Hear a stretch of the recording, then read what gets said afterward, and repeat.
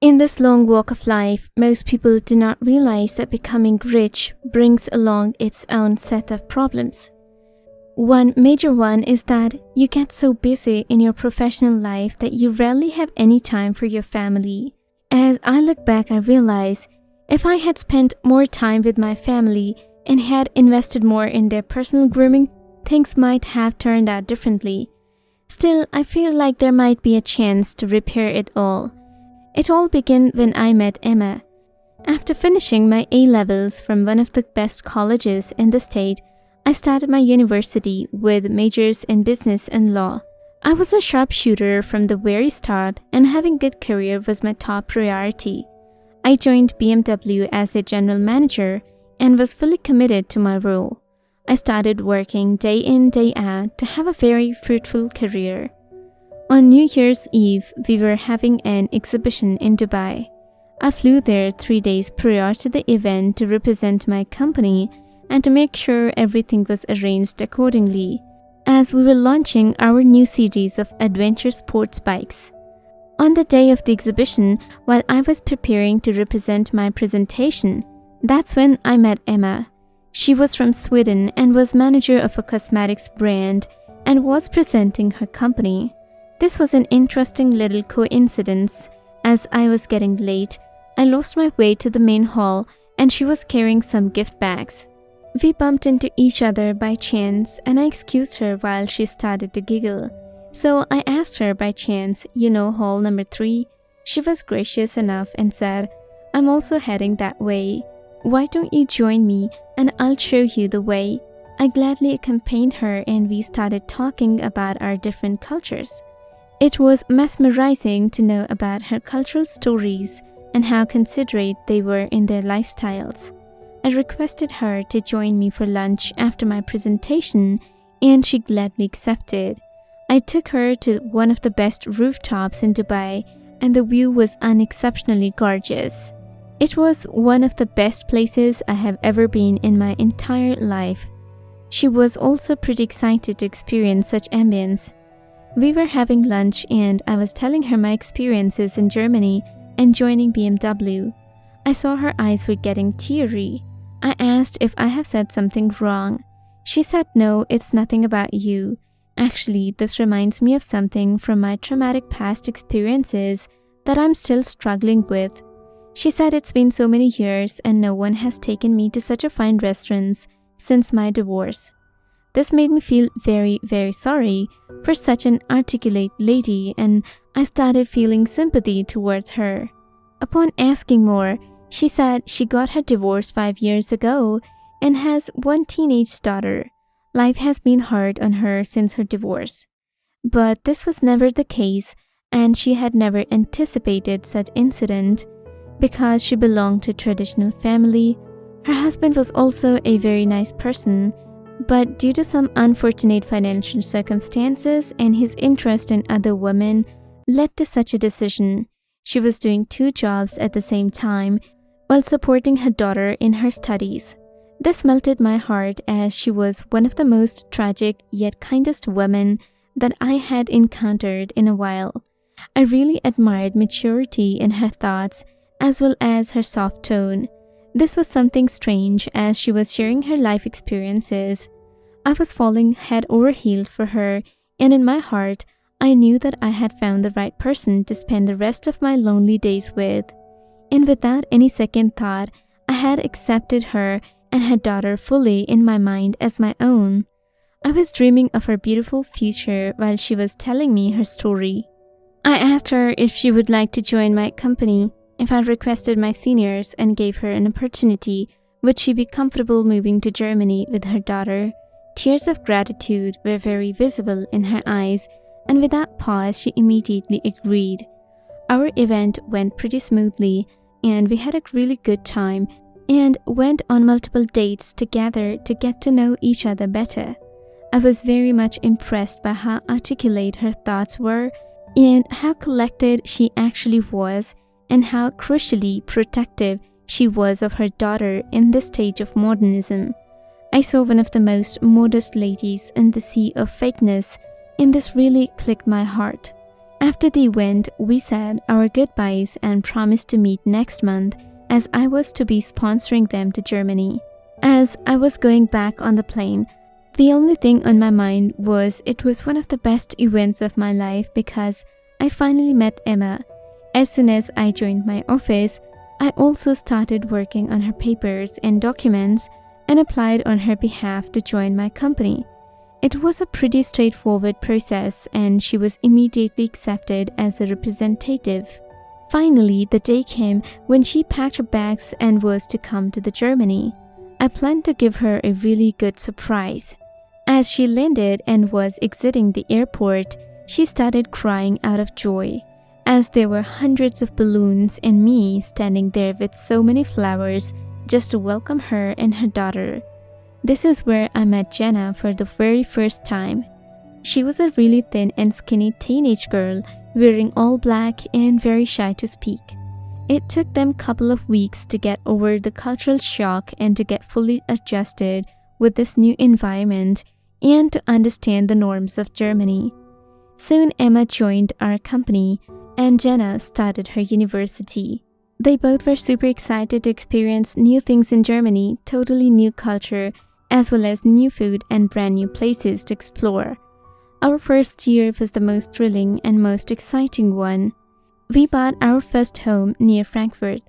Emma was the most perfect partner anyone could hope for, and we never had any disagreements on anything.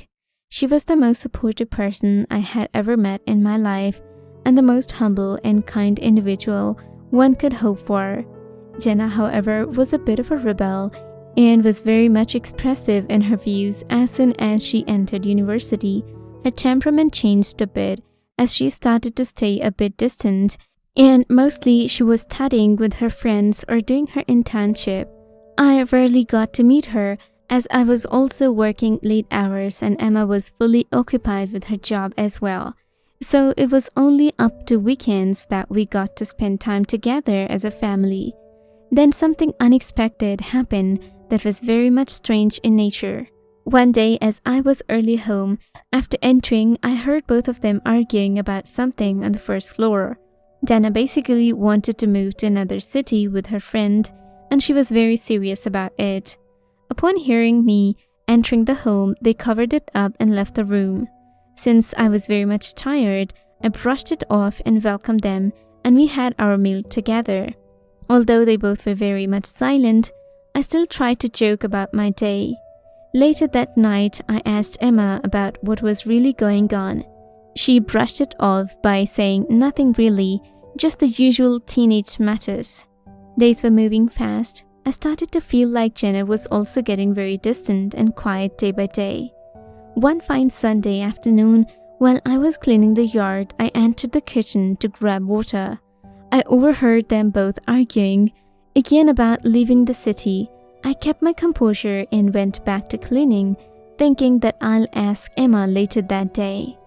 By the evening, while we were having dinner, I started to initiate conversation, but there was very limited response on both sides. They were not in any sort of mood to have any talk. So I later asked Emma what really was going on. Please tell me honestly. She started to cry and was very upset. It was not something that was common, so I comforted her and requested her to share her concerns. She told me that Jenna is basically interested in another girl and wanted to leave the city to move with her somewhere north, and she was also not preparing for her exams. She also said that I tried to stop her from all this, but she was acting very rebellious. I don't know what to do and how to save my baby girl from this curse. This also concerned me very much. After thinking for a couple of days, I came up with a plan to resolve this issue once and for good. I came up with a plan to start tennis classes with Jenna every other evening. She happily agreed to it and we started our games almost on a daily basis. Since we both were on very friendly terms and were basically more like friends, so gradually she started to share her life and her concerns with me, and it was a really good opportunity for me to bond with her and know her better and eventually to discuss what's going on in her life. One day while we were playing and she won 3 consecutive games in a row, she was so excited that she said before these tennis games, she was more interested in partying with her friends. Eventually, she opened up about her friend by saying that she's basically interested in having a relationship with another girl and was planning to move to Berlin for higher studies. She soon started to open up about her relationship with her friend and was complimenting on her achievements and her intellect and how well she understood Jenna. Since I'm a good listener and a very patience-oriented person, I kept myself cool and went on to listen to her life stories. She soon became very comfortable around me and started sharing her daily issues and her problems. Although I was not in much of an agreement to her approach towards life, yet I was very patient and understanding that. I was supportive of her thoughts. Basically, I was waiting for the right moment and to help her understand how much misperceived she actually is from the natural way of life. One day, she came to me and was crying a lot. Upon asking, she told me that her friend had cheated on her all along and was interested in a relationship with someone else, and that boy was from a different city. She went on to express how betrayed she was feeling and how she had been kept in the dark all along. It was a very sad thing to hear from your child who had just been betrayed by someone on such a sensitive emotional level. I comforted her the best way I could and took her to have an ice cream, and then we went for a long walk. While in the park, when we were walking beside the lake, I bought some popcorn to feed the ducks and we sat beneath the tree. I started to share my side of the story and told her all about how I met her mother and how much of a beautiful experience it was and how much I was willing to sacrifice just to have you both in my life.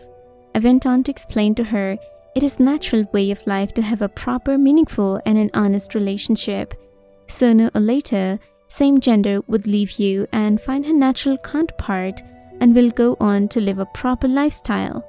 It would be best if she stays with us and continues her studies here and enjoys a proper family life with us while we support her in every way possible. And when the time is right, we'll help her find the best groom that will not only understand her but support her fully and will be very considerate of her feelings. The notion comforted her, and as we came home, she hugged her mom and asked her forgiveness for being so distant in her recent days and promised to work on herself and focus more on studies and pledged to become one of the best doctors of Germany. We had a really good meal that night and played Sudoku later on. One thing that really clicked me was Jenna never wanted such a relationship in the first place. She basically was craving some love and attention we were unable to give her due to our busy schedule. And once I started to give her time and her mother started helping her with her homework, she immediately bonded with us and left the temptations of the fake imposed world